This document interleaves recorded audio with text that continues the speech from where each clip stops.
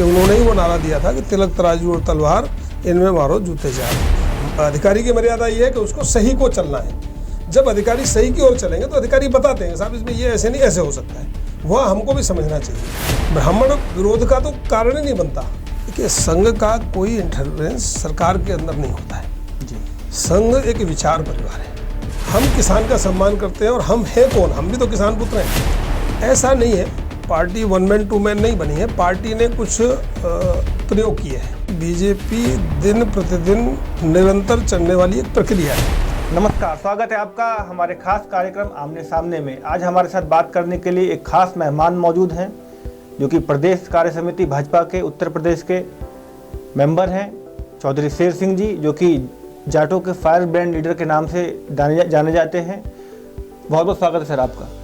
धन्यवाद सर। बात की जाए आगामी विधानसभा चुनावों की तो 2022 में विधानसभा चुनाव हैं। जिस तरीके से जातीय समीकरण उत्तर प्रदेश की चुनाव राजनीति में हावी हो जाता है, आपकी क्या सोच है?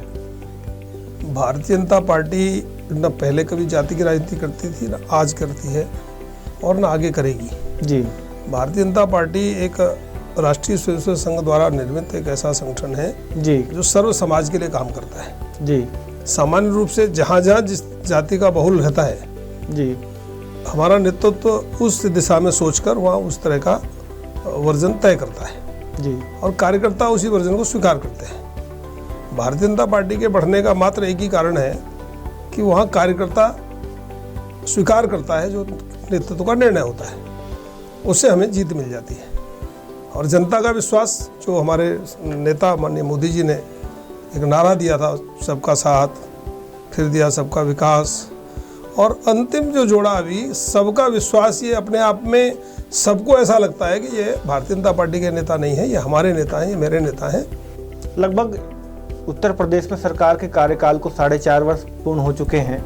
उपलब्धियां भी बहुत रही हैं सर, लेकिन नेगेटिविटी भी चौतरफा काफ़ी सरकार को घेरे हुए है। तो आपको क्या लगता है कि जो नेगेटिविटी है, चाहे वो किसान आंदोलन हो, चाहे वो बताते हैं कि पश्चिम के जाट इस सरकार से बहुत खपा हैं, और पूरे उत्तर प्रदेश में चर्चा है कि ब्राह्मण भी खपा हैं, जिसका फ़ायदा तमाम अपोजिशन के जो दल हैं वो उठा रहे हैं, चाहे वो बसपा हो, चाहे वो समाजवादी पार्टी हो।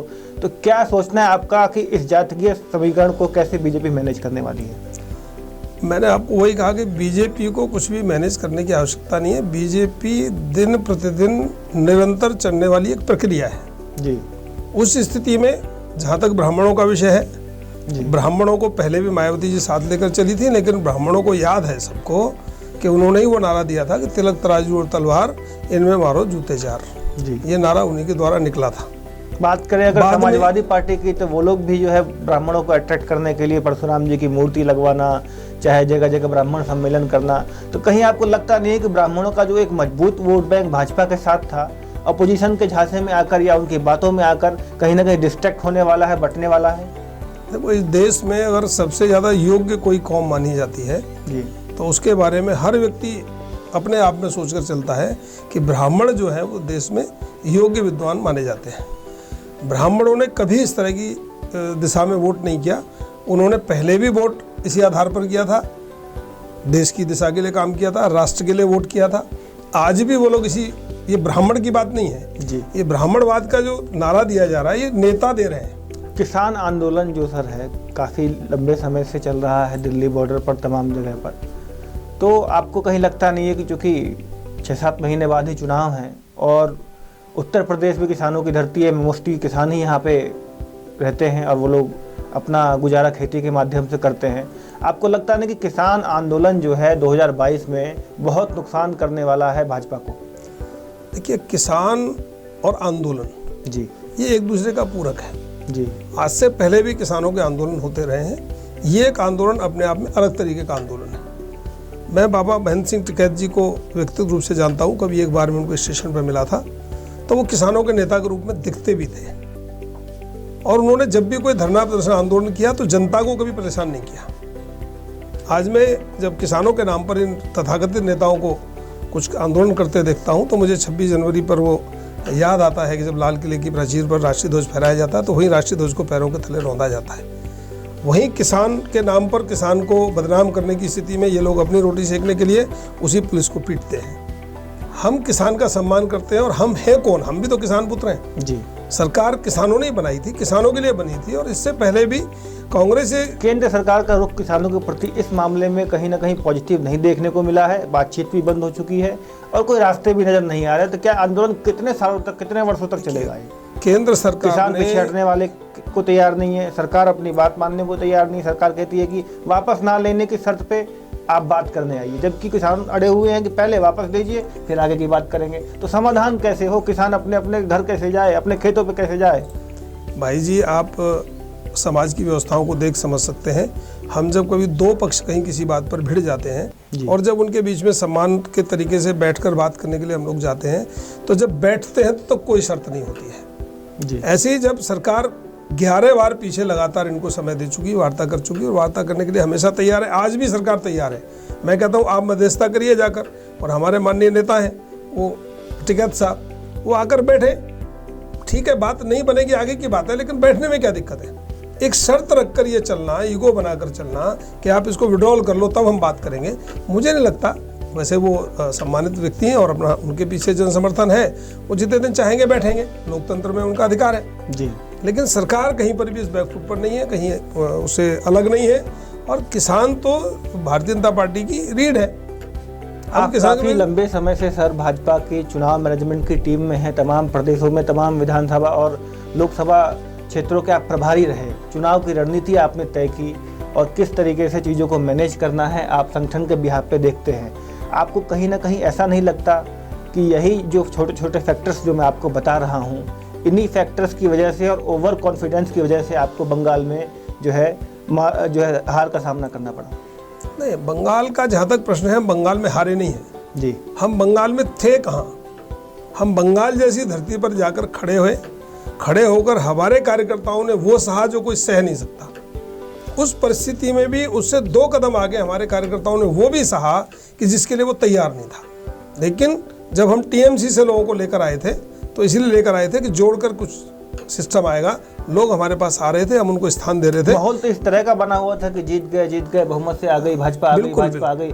लेकिन अचानक से जब रिजल्ट आया तो चीजें उल्टी हो गई। तो मुझे कहीं ना कहीं ऐसा लगता है कि बीजेपी का ओवर कॉन्फिडेंस कहीं ना कहीं वहाँ पे हार का कारण बना। ओवर कॉन्फिडेंस उसको हम नहीं कह सकते जी। हम कभी भी काम करते हैं तो बहुत सोच समझकर हमारा नेतृत्व तो काम करते हैं जी। हर स्तर पर अधिकारी वहाँ बैठे हैं, काम की समीक्षा रहती है, जनता का अपना मूड और परिस्थितियाँ रहा करता है। फिर भी हम 4 से लेकर वहाँ 74 पर पहुँच गए, तो एक बड़ी गिनती हमारे लिए है। 22 में कौन कौन से बिंदु सर केंद्र रहेंगे और किन मुद्दों पर चुनाव लड़ा जाएगा? और आपकी काफ़ी बेबाक छवि है, आप बातों को बहुत स्पष्ट तरीके से कहते हैं। एक बात मैं आपसे जानना चाहूँगा, मन की बात ये है कि हर सरकार अच्छा करना चाहती है और अपना बेस्ट देती भी है। क्या क्या कमियां इस बार रही जो आपकी नज़र में है और अगली बार उसमें किस प्रकार से सुधार किया जाएगा? हमारी पार्टी में सुधार के लिए हमेशा जगह खाली है जी। जहाँ से जैसा सुझाव आता है, हर छोटे छोटे बूथ के कार्यकर्ता को भी हम सम्मान करते हैं, उससे सुझाव लेते हैं। सुझाव के कारण ऐसा नहीं हो सकता कि हर कार्यकर्ता की बात पूरी बन जाए, लेकिन सुझाव को लिया जाता है, समय समय उसको पूरा किया जाता है। शासन के बारे में बात कर रहा हूँ, जिस प्रकार से शासन हुआ 4.5 साल उत्तर प्रदेश में आपकी पार्टी का, योगी आदित्यनाथ जी का, तो हर व्यक्ति जो कुर्सी पे बैठा है, सत्ता में बैठा है, चाहता है कि मेरी सरकार का प्रदर्शन बहुत बेहतर हो, बहुत अच्छा हो। लेकिन फिर भी कहीं ना कहीं कुछ मिसमैनेजमेंट हो जाता है, कुछ मिसकम्युनिकेशन हो जाता है और कुछ ना कुछ चीज़ें छूट जाती हैं। तो आपको इस बार क्या लग रहा है कि किन वर्गों पे, किन मुद्दों पर विशेष ध्यान देने की आवश्यकता है अगर आपकी सरकार अगली बार आती है? तो हमारी सरकार अगली बार आएगी तो हमारी जनता ही हमको देगी, और जनता ने जहाँ जहाँ हमसे अपेक्षाएं की और जो हमारा चुनाव घोषणा पत्र है, हमने उसको अक्षर से पालन करने का प्रयास किया है जी। जो मूल एजेंडा जिस पर भारतीय जनता पार्टी चल रही है, उसमें हमारा नेतृत्व का नारा है, माननीय मोदी जी ने स्पष्ट सबके लिए बोला है कि सबका साथ, सबका विकास और सबका विश्वास। इस 3 चीज में कुछ बचता ही नहीं है जी। आज आप रोड पर जाइए, कहीं भी निकलिए, आपको 4 लेन, 6 लेन, 8 लेन रोड और 7 मीटर की चौड़ी रोड, जो रोड बन गया है लगभग बनने के बाद वो टूट नहीं रहा है, ये पहली हमारी सफलता है। 18 घंटे बिजली हम जनता को दे पा रहे हैं। ठीक है, बिजली का बिल का एक विषय आता है, लोगों के दिमाग में आता है कि भाई बिजली का बिल बढ़ गया है, तो हम अगर 18 घंटे बिजली यूज करेंगे तो बिल बढ़ेगा, स्वाभाविक। लेकिन पहली बार हम उत्तर प्रदेश की जनता को इसमें धन्यवाद बधाई देना चाहते हैं, जिन्होंने अपने बिल को स्वीकार किया है। 18 घंटे 14 घंटे बिजली ली है गांव में भी, और उन्होंने बिल देना शुरू किया है। क्राइम आप देखिए, पहली बार उत्तर प्रदेश जैसी हालत में सब स्वच्छंद बिजनेस व्यापार करने के लिए तैयार बैठे हैं। कहीं पर किस तरह की रोड होल्ड अप नहीं है, कहीं इस तरह की दुर्घटनाएं नहीं है, जितने बदमाश थे सबका इंतजाम हो गया। सुनने को आए, हमें देखने को भी आए कि विधायक कह रहे हैं कि अधिकारी हमारे नहीं मानते, सांसद कह रहा है डीएम हमारी नहीं सुनते, कप्तान हमारी नहीं सुनते, पुलिस प्रशासन नहीं सुनता। तो क्या अफसरशाही हावी हो गई है इस सरकार में पिछले 4.5 वर्षों में? अफसरशाही हावी नहीं हुई है। मैं ये कहूँगा कि हर अफसर का अपना अपना काम करने का तरीका और मूड रहता है। जब भी कहीं संयुक्त निर्णय में हम लोग जाते हैं, ऐसा नहीं है, अधिकारियों से जब भी कभी बात होती है और सामान से जब मिलकर कोई काम करते हैं तो अधिकारी सारी बात को सुनते भी हैं, लेकिन अधिकारी की अपनी मर्यादा है। उसकी हमारी ये मर्यादा इतनी है कि हमको सिफारिश करनी है अपने कार्यकर्ता की। अधिकारी की मर्यादा ये है कि उसको सही को चलना है। जब अधिकारी सही की ओर चलेंगे तो अधिकारी बताते हैं साहब इसमें ये ऐसे नहीं, ऐसे हो सकता है। वह हमको भी समझना चाहिए। उस स्थिति में हमें अपने कार्यकर्ता को देना चाहिए कि हमारा कार्यकर्ता भी तो कहीं किसी व्यवहार के कारण कहीं कोई दिक्कत तो नहीं आपस में। कोरोना काल में जो स्वास्थ्य सुविधाओं का फेलियर रहा है, तमाम आपके पार्टी के पदाधिकारियों ने, जनप्रतिनिधियों ने मुख्यमंत्री जी को चिट्ठी लिखी और बताया कि अधिकारी काम नहीं कर रहे हैं, ऑक्सीजन की बहुत ज़्यादा कमी है और डेथ रेट बहुत ज़्यादा है। तो आप क्या कहेंगे कि कोरोना में सरकार का जो मैनेजमेंट है वो क्या ज़मीन पर नहीं उतर पाया और कहीं ना कहीं फेलियर रह गया? नहीं, ऐसा नहीं है। सरकार ने मैनेजमेंट किया, सरकार ने टीम 11 बनाया, बड़े बड़े अधिकारियों को इसी काम में लगाया, ऊपर से लेकर नीचे तक की मॉनिटरिंग की गई। जहाँ जहाँ जो कमी जिस समय ध्यान में आई उसको सीधे सीधे किया गया। जिन अधिकारियों ने उसमें कहीं कोई कमी बरती उनको सस्पेंड भी किया गया, हटाया गया, उनकी जगह लोगों को बदला गया। पूरा प्रशासन उसमें नीचे लगाया गया। और जो डॉक्टर्स ने हमारे लिए काम किया है, मैं कहता हूँ दुनिया में चाहे जो कोई किसी के लिए ख़राब बोले, लेकिन इस कोरोना काल में जो डॉक्टर्स ने अपने 24-24 घंटे 36-36 घंटे एक किट में बंद रहकर नॉन एसी चलाकर जो हमारे लोगों को जीवन दिया है, वो भी तो एक महत्व का विषय है। जहाँ तक जीवन लेने और देने का विषय है तो प्रभु परमेश्वर का भी अपना एक काम रहता है। हो सकता है कहीं कोई त्रुटि रही होगी, जहाँ जहाँ जैसी जैसी कमी आई है उसको ध्यान में लिया गया है। और हमारे यहाँ कोई इस तरह का व्यक्ति नहीं है कि किसी को कोई मर जाने दे। मैंने अक्सर ये देखा है कि संघ का कार्यकर्ता, भाजपा का कार्यकर्ता काफ़ी मंझा हुआ होता है। तो आपके बारे में हम विशेष तौर पे जानना चाहते हैं कि कितने वर्ष हो गए आपको भाजपा से जुड़े हुए और किन विचारधाराओं के साथ आप भाजपा में आए और क्या चीज़ आपको भाजपा में बहुत अच्छी लगी? मैं 1983 में जब कॉलेज पढ़ने गया था तब पहली बार स्वयंसेवक बना। अखिल भारतीय विद्यार्थी परिषद में काम करने का मौका मिला। लंबे समय में 1987 तक अपने ज़िले में रहकर विद्यार्थी परिषद का काम किया। वहाँ से निकला, संघ कार्य में बिजी हुआ, अपने व्यापार आदि में बढ़कर आगे निकला। 1992 में राम मंदिर से प्रभावित होकर मैं अपने यहाँ अपने ग्रामीण क्षेत्र से अपने मंडल का अध्यक्ष युवा मोर्चा के नाते बना था। वहाँ से मेरी राजनीतिक शुरुआत हुई और मैं लगातार उस दिन से अपने संगठन कार्य में लगा हूँ। और जहाँ जहाँ जब जब जो पार्टी ने जिम्मेदारी दी, मैं उस पार्टी को लेकर अपने काम को लेकर चला हूँ। सामान्य रूप से मेरी सीट जहाँ मिलने का विषय रहता है, मुझे विधानसभा मिल सकती थी, लेकिन मेरी विधानसभा रिजर्व हो गई एससी के लिए, तो हमने उसको स्वीकार किया। हमारे यहाँ एससी कोई विधायक बन गए, हम अपने दूसरे काम में चले गए। पूर्णकालिक योजना में लगभग उत्तर भारत के सभी प्रदेशों में भिन्न भिन्न योजनाओं में पूर्णकालिक के रूप में, संगठन मंत्री के रूप में, चुनाव प्रभारी के रूप में, बिहार प्रदेश में कई कारणों से दिल्ली में सबसे लंबे समय कई व्यवस्थाओं में जाने का मौका मिला। पहले आप चूँकि बहुत पुराने लीडर हैं बीजेपी के, जो पहले का काल था सबको साथ लेकर के चलना, पार्टी की इंटरनल पॉलिटिक्स की मैं बात कर रहा हूँ। अब तो ऐसा सुनने में आता है कि पार्टी जो है 1 मैन 2 मैन शो बन गया है। ऐसा नहीं है, पार्टी 1 मैन 2 मैन नहीं बनी है। पार्टी ने कुछ प्रयोग किए हैं जी। सामने के राजनीतिक दलों से लोगों को हम लाएंगे तभी हम बढ़ेंगे, और जब किसी दल के व्यक्ति को हम लाएंगे तो उसको हमें जगह भी देनी पड़ेगी। जैसे मैं पिछले चुनाव में अपने आप को देखता हूँ तो मुझे उत्तर प्रदेश के जेवर विधानसभा से चुनाव की मैं तैयारी में था जी। मेरी विधानसभा नहीं थी, लेकिन संगठन ने मुझे कार्य योजना में भेजा था। और अंतिम समय में वहाँ कांग्रेस से आए हुए ठाकुर धीरेन्द्र सिंह जी, वो उस समय कांग्रेस के बड़े नेता होते थे, प्रवक्ता होते थे जी। उनको विपक्षी के नाते उनको बड़ी वोट मिली थी और पार्टी ने सोचा होगा, मेरे नेतृत्व ने सोचा होगा कि भाई इनको इतना वोट मिला है, ये भाजपा में हमको टिकट दे देते हैं तो हमारा भाजपा कार्यकर्ता यहीं रहेगा, कहीं जाएगा नहीं, इसको मिलाकर हम जीत जाएंगे।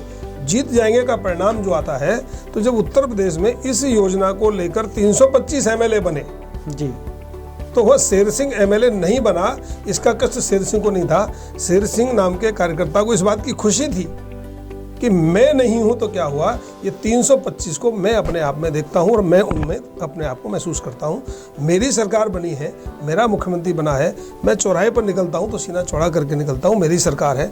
आज काफ़ी अच्छा समय है, आप मेरे साथ बैठे हुए हैं। मेरे दिमाग में और हमारे जो मित्र लोग हैं, दर्शक लोग हैं, एक क्वेश्चन लगातार पूछते हैं कि संघ और भाजपा में क्या कनेक्शन है, और जैसे भाजपा की आज की डेट में सरकार है तो संघ का कितना इंटरफेरेंस गवर्नमेंट के अंदर होता है?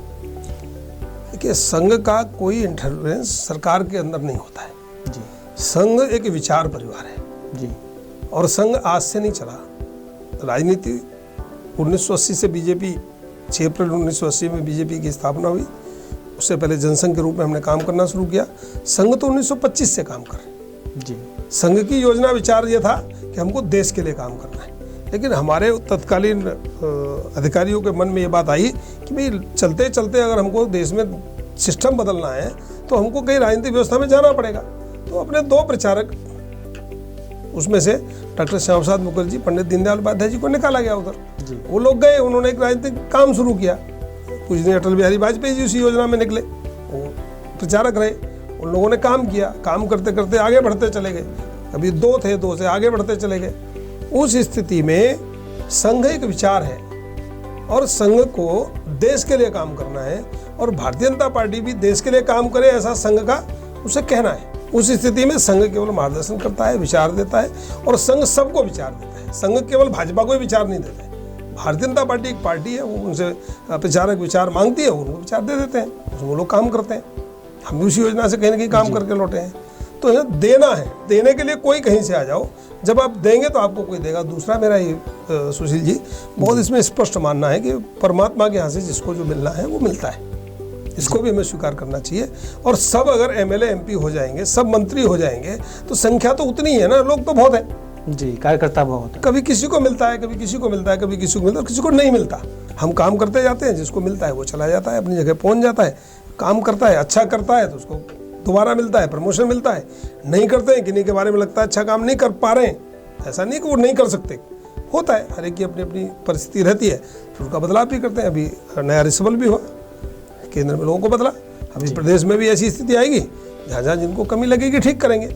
और भूल को सुधार करना, चलते हुए अपने को ठीक करना, ये तो प्रकृति का नियम है बिल्कुल, और उसी के लिए हम लोग काम कर रहे हैं। बहुत बहुत धन्यवाद सर चर्चा में शामिल होने के लिए। ये थे हमारे साथ बात करने के लिए चौधरी शेर सिंह, जो कि प्रदेश कार्य समिति सदस्य हैं उत्तर प्रदेश भाजपा के। वीडियो को लाइक शेयर करके आपके अपने चैनल को सब्सक्राइब करना बिल्कुल भी ना भूलें।